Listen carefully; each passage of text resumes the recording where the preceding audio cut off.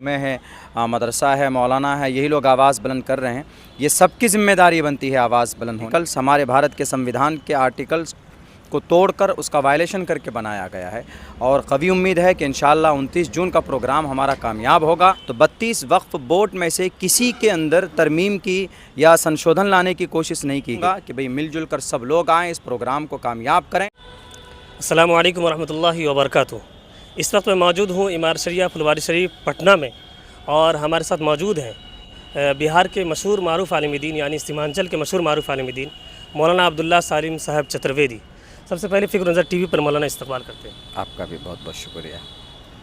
آپ کا اپنے حلقے میں اثر و رسوخ ہے، کیا تیاریاں ہیں 29 جون کو لے کر؟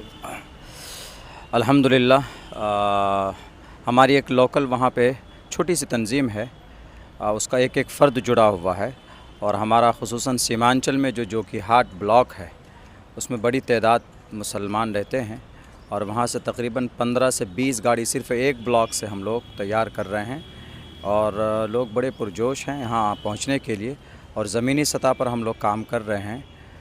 انشاءاللہ وہاں سے ایک بڑی تعداد، ایک بڑا مجمع 29 جون کو گاندھی میدان میں پہنچے گا. ابھی آپ نے حضرت امیر شریعت سے ملاقات کی، کن امور پر تبادلہ خیال ہوا؟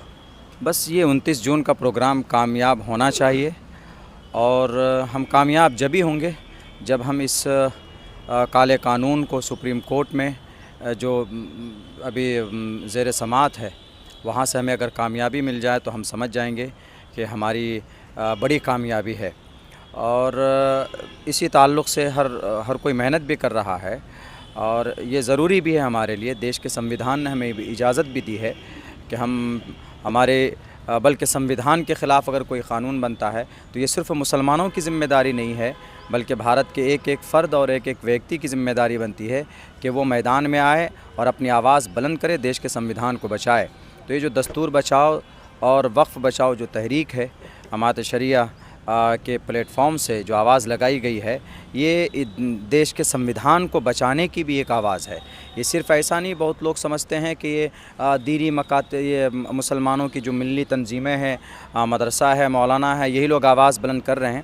یہ سب کی ذمہ داری بنتی ہے آواز بلند ہونی چاہیے، اس لیے کہ جو قانون بنا ہے یہ دیش کے کئی سارے آرٹیکلز، ہمارے بھارت کے سمویدھان کے آرٹیکلز کو توڑ کر اس کا وائلیشن کر کے بنایا گیا ہے. تو اس لیے یہ عمارت جو آواز بلند کر رہی ہے یہ صرف ہماری مسجد، ہماری پراپرٹی اور جائیداد کو بچانے کے لیے نہیں ہے، بلکہ دیش کے سمویدھان کو بچانے کے لیے بھی یہ قدم اٹھایا گیا ہے. اور قوی امید ہے کہ انشاءاللہ 29 جون کا پروگرام ہمارا کامیاب ہوگا.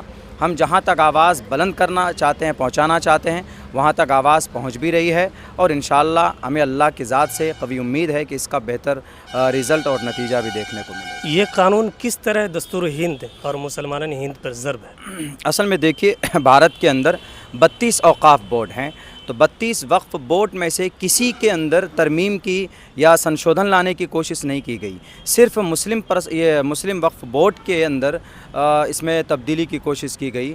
جب ہندو وقف بورڈ میں، سکھ وقف بورڈ میں، ان کا جو بھی سنستھا ہے اس میں آپ کوئی مسلم یا کرسچن ممبر نہیں، آپ اس کو الاؤ نہیں کرتے ہیں، تو پھر مسلم وقف بورڈ میں غیر مسلم کو کیسے آپ نے اس میں اجازت دے دی؟ تو اس لیے یہ دیش کے آرٹیکل نمبر 14 کے خلاف ہے، جس میں کہا گیا equality before law, the equal protection of the laws with in the territory of India. واضح لفظوں میں لکھا ہے کہ دیش میں سب برابر ہے. اور پھر دھرم کے نام پر بنایا گیا مسجد، مدرسہ، اور ہماری جو 9.5 لاکھ ایکڑ زمینیں ہیں ان کو ہڑپنے کے لیے بنایا گیا ہے. اور پھر یہ بلونگ کرتا ہے ہمارا ٹوپی اور داڑھی والوں سے، مسلمانوں سے. اور پھر مسلمانوں کو دیکھ کر کوئی قانون بنانا، چاہے کوئی بھی قانون ہو. اب سے پہلے بھی جو CAA NRC وغیرہ کا جو قانون بنا ہے طلاق کے تعلق سے، یونیفارم سول کوڈ UCC کے تعلق سے، تو وہ بھی آرٹیکل نمبر 15 کے خلاف ہے، جس میں کہا گیا prohibition of discrimination on grounds of religion. دھرم کے آدھار پر کوئی قانون نہیں بنایا جا سکتا. اور پھر یہ جو ہمارا وقف بورڈ کے اوپر جو قانون بنا ہے یہ آرٹیکل نمبر 26 کے واضح وائلیشن ہے، اس کی خلاف ورزی کی گئی. تو اسی لیے سمجھیے کہ ایک طرح سے ہم دیش کے سمویدھان کو بھی بچانے کی ہماری کوشش ہے امارت شریعہ کی. تو اسی لیے میں تو یہی گزارش کروں گا کہ بھئی مل جل کر سب لوگ آئیں، اس پروگرام کو کامیاب کریں اور دیش کے سمویدھان کو بچانے میں ایک قدم ساتھ دیں.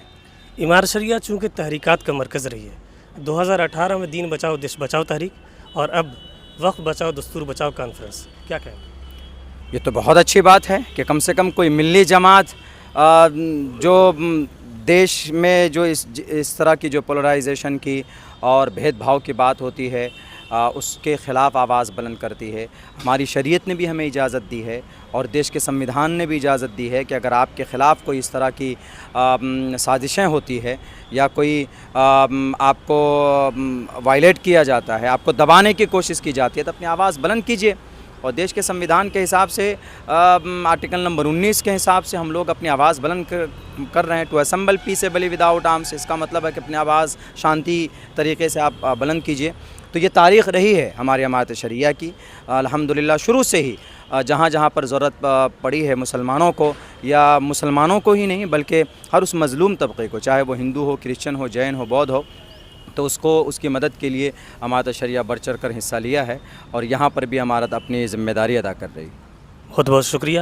تو یہ تھے مولانا عبداللہ سالم چترویدی صاحب, جنہوں نے ہمارے تمام تر سوالوں کو بے باکی سے جواب دیا. کیمرہ مین غفران کے ساتھ مشکور شمسی رحمانی, امارت شریعہ پھلواری شریف, پٹنہ, بہار.